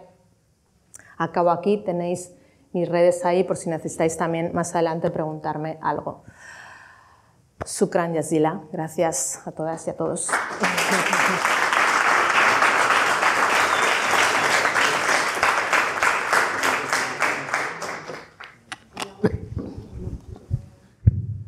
Había una pregunta por ahí, ¿no?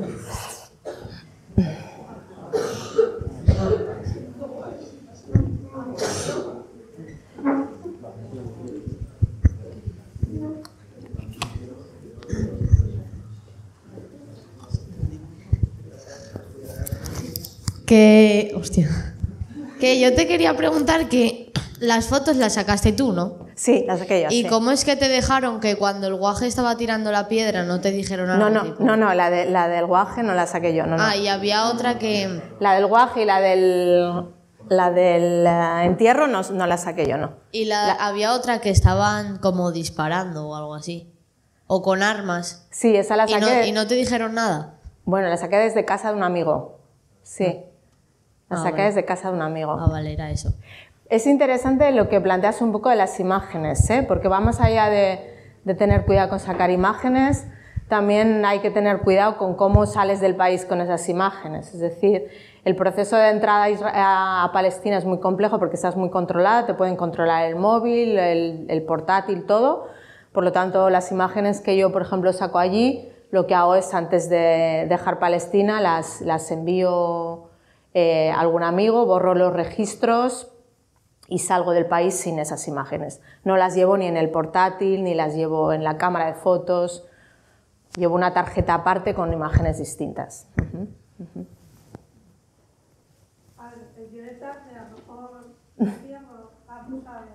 Quería preguntar, ¿es fácil entrar ahora en el país?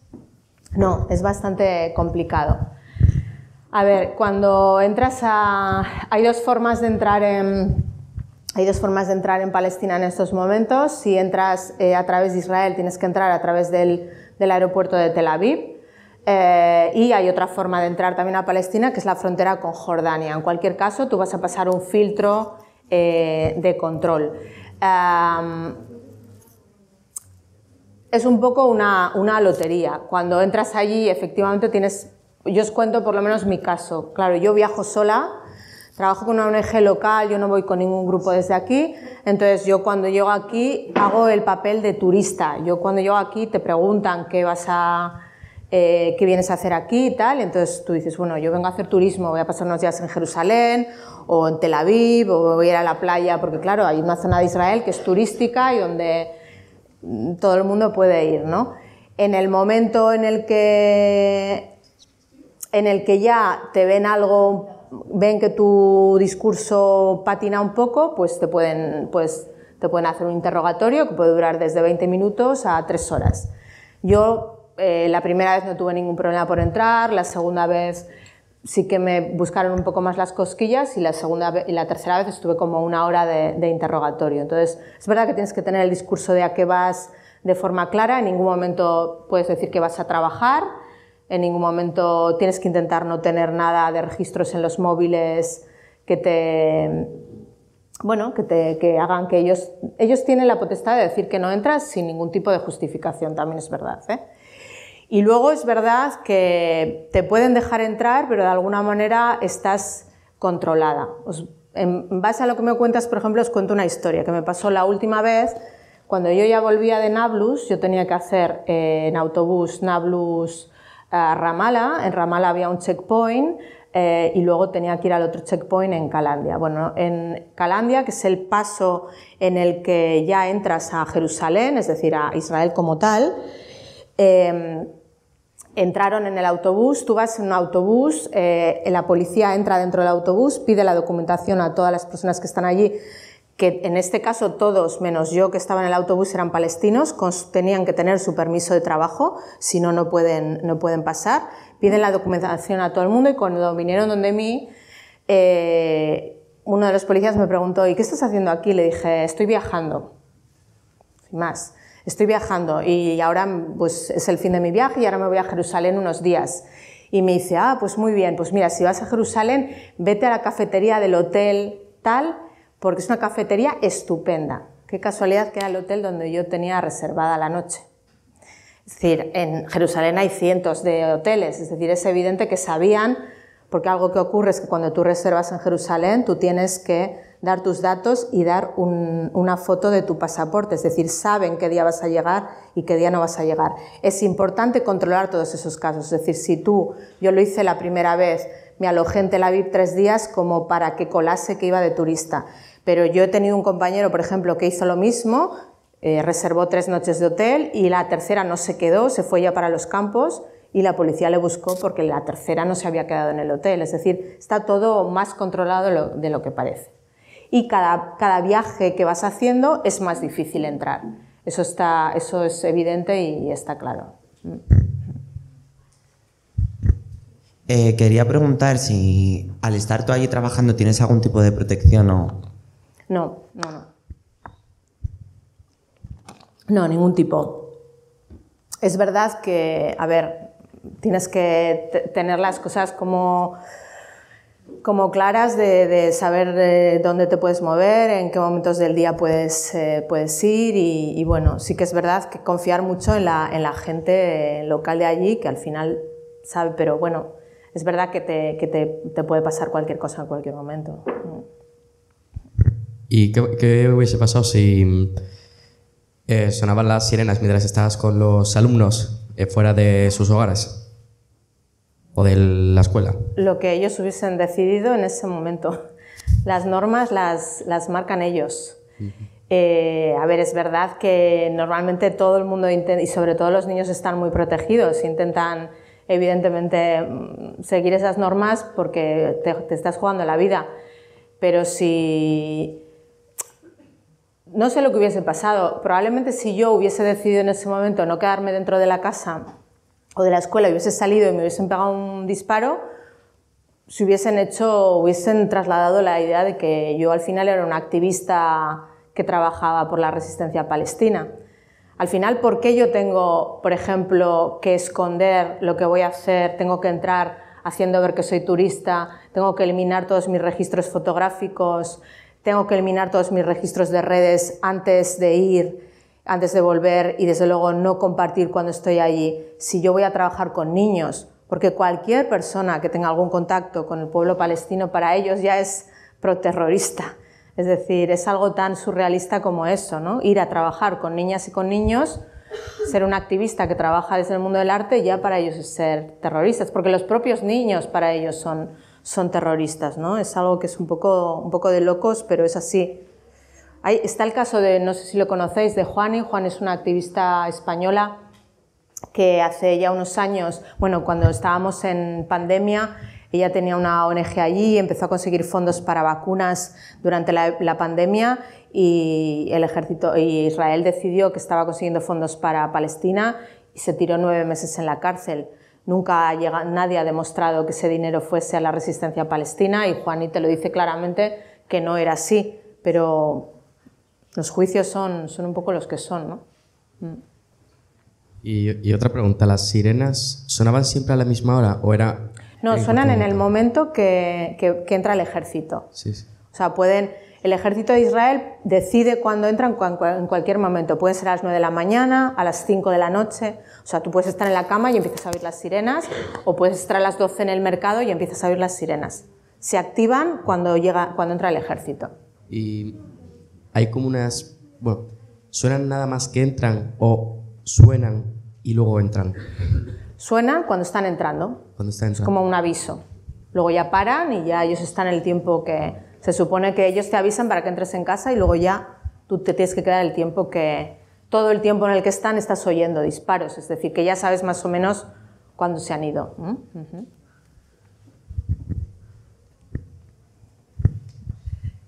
¿Cómo llegaste a trabajar en los campos de refugiados? Bueno, yo he estado muy relacionada siempre con el mundo de la migración, trabajo también mucho en ONGs, colaboro con la Comisión Española de Refugiados en España, entonces también trabajo en las ciudades en las que vivo, en estos momentos vivo en Pamplona, no solamente en los campos de refugiados, sino con personas migrantes. Me interesa siempre mucho el mundo, me ha interesado desde la universidad el mundo de la migración. En el caso de los campos de Grecia, donde he estado más de 5 años, todo empezó un poco por lo que veía en la tele. Yo veía en la tele, y yo creo que también a vosotros os podría pasar, llegar todas esas imágenes de las pateras que llegan también a España, ¿no? Por la frontera sur, que llegan y que son sacadas del mar y que llegan a tierra, y yo veía que los telediarios y los fotoperiodistas me contaban siempre el viaje, las pateras que llegaban a la playa y al mar. Y yo me empecé a preguntar, vale, muy bien, pero ¿y luego qué pasa con ellos? Nadie nos contaba muy bien qué pasaba con ellos una vez que llegaban, ¿no? Y yo sabía que había muchos campos de refugiados y dije, me quiero ir allí a ver lo que está pasando en el día a día, ¿no? Porque lo de la patera ya sé lo que es, pero quiero ir a ver lo que es el campo. Y a partir de ahí, bueno, pues un año llevo a otro y otro llevo a otro. Los campos de refugiados que están con los que yo he trabajado mucho en Grecia, Bosnia, etc., la mayor parte, no todo, pero podríamos decir que un 70% de los que están allí son de procedencia árabe, es decir, que vienen de Siria, de Irak, de Afganistán, también en algunos casos de Palestina. Por lo tanto, he estado muchos años en relación con la cultura árabe, en contacto con la cultura árabe en Europa, y ya hace 3 años decidí que iba a hacer el salto a Oriente Medio, que es más difícil. Para una mujer sola también es más difícil, porque quería ver esa parte de forma más directa, porque llevaba trabajando con el mundo árabe muchos años. No sé si te he contestado. ¿Alguna vez tuviste algún problema con la policía o con militares por hacer tu trabajo ahí? ¿O alguna amenaza? Sí, he tenido registros, he tenido... Sí, bueno, amenazas, he sentido amenazas en muchas ocasiones de situaciones de bloqueo de móviles, he tenido registros, por ejemplo en Ramallah estuve como 1 hora parada y registrada, sí, situaciones, no he tenido situaciones de violencia como directa, pero sí, situaciones y bueno, y interrogatorios muy desagradables. Las preguntas son... A ver, cuando te hacen un interrogatorio es importante estar calmada, pero las preguntas de un interrogatorio pueden ser muy surrealistas, ¿eh? No penséis que te están preguntando sobre cuestiones políticas. Ellos intentan ponerte nerviosa para ver si te derrumbas y entonces ya a partir de ahí pueden cogerte. Entonces es muy importante como mantener la calma. Te pueden hacer preguntas tan surrealistas como, fijaros, yo la última vez que fui para entrar el primer control, me preguntaron dónde venía, qué venía a hacer y dije, pues, y miraron mi pasaporte. Yo nací en Bilbao y me dijeron, ¿y esto dónde está? Y dije, bueno, pues eso está en el norte de España, cerca de la frontera con Francia. Y me dijeron, pues recítanos algo en francés. Yo sé hablar francés, pero sé hablar francés porque he estudiado francés, no tengo por qué hablar francés por vivir cerca. Fue una casualidad. En el momento lo que intentan es que te pongas nerviosa. Hay otras cosas como, ha habido preguntas más surrealistas como ¿y por qué estás aquí? Pues por vacaciones y tal. ¿Estás por vacaciones o estás porque te gusta acostarte con palestinos? ¿Vienes a acostarte con hombres palestinos? O sea, cosas así. Entonces, ante esas cosas tienes como que mantener la calma. Son como interrogatorios como de hacerte perder un poco los papeles. Y eso te puede pasar al llegar al aeropuerto y te puede pasar Luego, en los checkpoints, una vez has entrado en Cisjordania, es más una sensación de ser desagradable contigo, de que te hagan bajarte el autobús y que te tires media hora ahí en la carretera sin poder avanzar, pero suelen ser más fáciles. Los más difíciles son los primeros de entrar en el país. Fijaros hasta qué punto, mirad, por poneros un ejemplo de también cómo está controlada, me parece importante esto. ¿Cómo está controlada la cooperación? Tú cuando llegas allí, además de que tienes tus interrogatorios, ellos te pueden decidir que no entras en el país, pero si entras en el país y te permiten entrar, porque no tienen ningún indicio político para que no puedas entrar, te dan un visado de un máximo de 3 meses. Yo, aunque quisiese estar 5 meses en Cisjordania, no me lo permiten, ¿vale? Entonces, te dan un visado máximo de 3 meses. Y, bueno, ese visado te vale para estar allí durante ese tiempo. Pero tiene muchas condiciones, ¿no? Es decir, tiene condicionantes de dónde puedes ir, dónde no puedes ir, etc. Cuando Netanyahu llegó al poder, cuando se hizo primer ministro, todas esas condiciones que tienes que cumplir, cuando llegas al país, las aumentó, las triplicó, puso muchísimos más condicionantes. Y uno de los condicionantes que puso, que es surrealista, una de las cláusulas que ponían esos condicionantes era que si establecías algún tipo de relación sentimental con un hombre palestino o con una mujer palestina como cooperante internacional, tenías que notificarlo al Estado de Israel. Es decir, imaginaros que yo me enamoro de un profesor o de alguien que trabaja en el campo donde yo estoy. Tengo que coger el teléfono y decir al Estado de Israel, oye, perdona, mira, es que he conocido a tal persona. Las ONGs internacionales presionaron sobre eso y al final esa cláusula se quitó y alguna otra. Esto tiene un sentido, es decir, no te permiten hacer negocios, yo no puedo abrir un negocio allí, no puedo desarrollar un máster en la universidad allí, no puedo tener una historia de amor de cualquier tipo con alguien de allí. Todo esto que hace que al final la cooperación sea una cooperación muy pasajera, porque no te puedes vincular a Palestina durante un tiempo muy largo, porque sabes que en algún momento te van a echar del país. Yo no tengo claro que el año que viene pueda ir, ¿entendéis? Eso hace que cada vez vaya menos gente y cada vez estén más aislados, que es el objetivo. Si cuando suenan las alarmas porque van a venir, tú estás lejos de tu casa porque estás en el mercado o cualquier cosa, ¿hay otra persona que te deje meterte en su casa para salvarte? Sí, normalmente de hecho a mí me pasó una vez en el mercado. Normalmente lo que haces es acercarte a un comercio, a alguien que esté allí y además los palestinos son súper... sí que son reacios cuando llegas por primera vez, porque al final también tú como cooperante internacional también ellos sospechan de ti, ¿no? ¿Dónde vienes? ¿No? Eres una occidental, ¿qué haces aquí? ¿Por qué? A veces no sabes si... Yo llevo varios años estudiando árabe, pero a veces hablar árabe, que parece que puede ser una ventaja, les hace desconfiar, como diciendo, no sé, tú no estás como demasiado integrada aquí, pero luego enseguida si te conocen y ven un poco que estás trabajando allí, te ayudan, y los palestinos te abren la casa, el portal, la tienda, en cualquiera de esas situaciones. Todo el mundo se ayuda un montón, o sea, eso no es mayor problema. ¿Alguna vez tuviste la sensación de que podrías haber muerto? Sí, alguna vez sí. Sí. ¿Cuál fue una de las mejores experiencias que tuviste con los niños? Buena pregunta, pues he tenido muchas.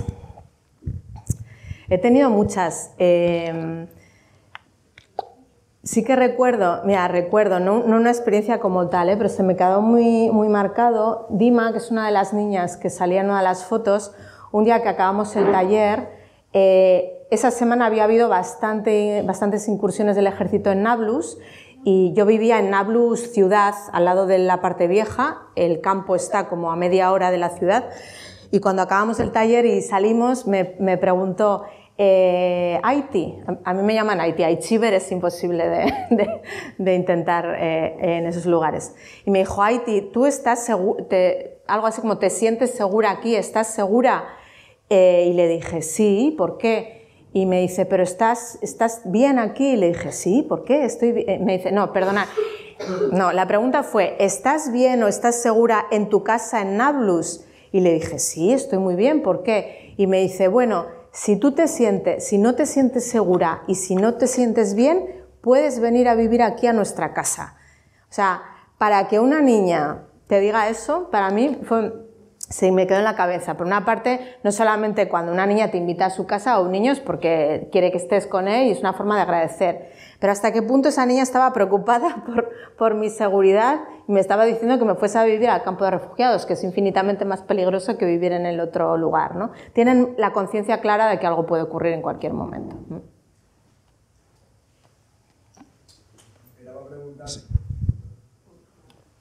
Te oigo, te escucho, si no, tranquilo. Cuando lo de las sirenas, ¿hay alguna forma de que te indiquen que ya se ha marchado del ejército? No, no te avisan, no. No, te avisan al entrar, más o menos.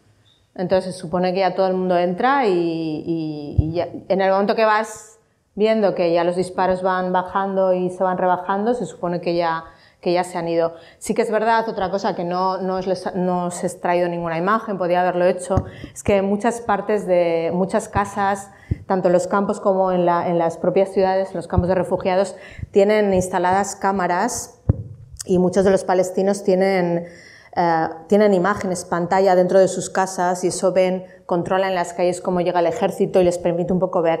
Si vosotros os metéis en cualquier canal de Telegram, por ejemplo, donde hay muchísimas imágenes sobre lo que está ocurriendo en Palestina, yo creo que es la vía donde más se comparte, veréis imágenes de pantallas en blanco y negro donde se ve que el ejército de Israel está entrando en el campo de Hebrón. Esas cámaras son de los propios palestinos, es decir, que ellos también vigilan a los israelíes. Es una doble vigilancia, por decirlo de alguna manera.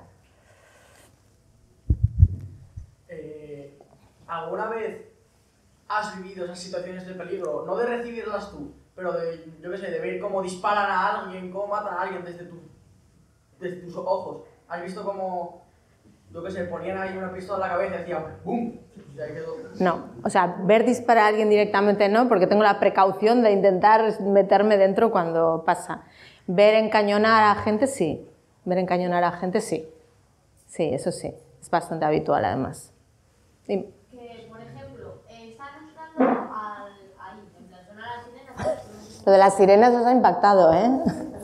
Y, por ejemplo, te asomas a la ventana y ya te pueden disparar. Sí, perfectamente. Sí. Sí, sí. Eso puede pasar un poco como el caso que os contaba de Hannah, que subió a la terraza. Claro, al final ellos lo primero que hacen cuando entran es colocan los tanques y luego se colocan en distintas terrazas del área donde están y ahí colocan francotiradores. Si tú te asomas a la ventana te pueden pegar un disparo. Es lo que os estaba intentando contar antes. Realmente ese disparo nunca va a ser un disparo casual, porque un francotirador no dispara casualmente. Sabe que está disparando a alguien y además ve claramente si es una persona joven o es una persona mayor, es un hombre o una mujer, pero te puede pasar perfectamente, sí. Quedan 3 minutillos. Una pregunta rapidísima. ¿Los refugiados qué opinan sobre los colonios? ¿O sobre los colonios? ¿Sobre los colonos? Bueno, sí. Bueno, pues yo creo que hay un odio generacional claro, ¿no? Al final es que no... Yo creo que en cualquier cabeza medianamente normal nadie puede justificar que alguien llegue a tu tierra, te quite tu tierra y no te permita ni volver ni vivir de forma digna, ¿no? O sea, el odio es mutuo. Es verdad, y eso también es verdad, que entre ellos no conviven, ¿eh? Yo ya os he dicho que las colonias están cerradas, es decir, no hay relación entre unos y otros, ¿vale? La única relación que existe en Palestina entre judíos y musulmanes, relación de hablar de todo, es Jerusalén, que es el punto en el que sí que conviven. Pero ni en Gaza ni en Cisjordania, en Gaza solo hay palestinos, pero en Cisjordania, que hay judíos y palestinos, no conviven entre ellos. Pero el odio es mutuo, es mutuo. Bueno, espero... Es que toca ya el sí, recreo. Sí, rápida, venga. Venga, rápida, Mario. ¿Sí? ¿Quieres hacer una rápida? Venga. Dentro de Cisjordania, ¿tuviste algún problema relacionado con la religión? Nunca he tenido ningún problema. Sí que es verdad que, a ver, como mujer hay ciertos... ellos son súper... o sea, asumen perfectamente tu situación. En mi caso, ser mujer, ser occidental, no ser musulmana. En mi caso, no estar casada y no tener hijos, que para ellos les peta la cabeza, es algo que no lo entienden, pero en el momento que ven que estás allí trabajando y haciendo un buen trabajo, no tienes nunca ningún problema. Sí tienes que tener un poquito de cuidado con los códigos. Por ejemplo, me pasó una vez volviendo de Balata en taxi con un taxista que tuvimos una conversación muy interesante, él intentaba hablar inglés, yo intentaba hablar árabe, se generó ahí una cosa como muy bonita, y cuando me fui a bajar del taxi le fui a dar la mano Shukran y tal, y hizo así como, pues no le puedo tocar, yo no le puedo tocar a un musulmán si no estoy casada con él. Pero fíjate que la reacción de él no fue empezar a echarme la bronca, la reacción de él fue reírse y como diciendo, no me puedes tocar. O sea, nunca he tenido ningún problema, ni por la religión ni por el hecho de ser mujer. Lo que pasa que es verdad que tienes que tener los códigos claros, la vestimenta clara. Yo no voy con la cabeza cubierta en ningún momento, pero tampoco voy en tirantes. Yo creo que también es importante que cuando llegas a un lugar, puede ser Palestina o puede ser Siria, cualquier lugar de Oriente Medio con una cultura diferente, hay que tener también un respeto hacia ciertos códigos. Eso no quita que tú no estás perdiendo tu identidad, pero hay que tener un poco de respeto. Y yo eso lo cuido bastante. Bueno, va a tocar ahora ya el recreo, pero esperamos que os vayáis con una idea un poco diferente a la que teníais al llegar. Y muchísimas gracias, Etxeber, de verdad, por haber venido.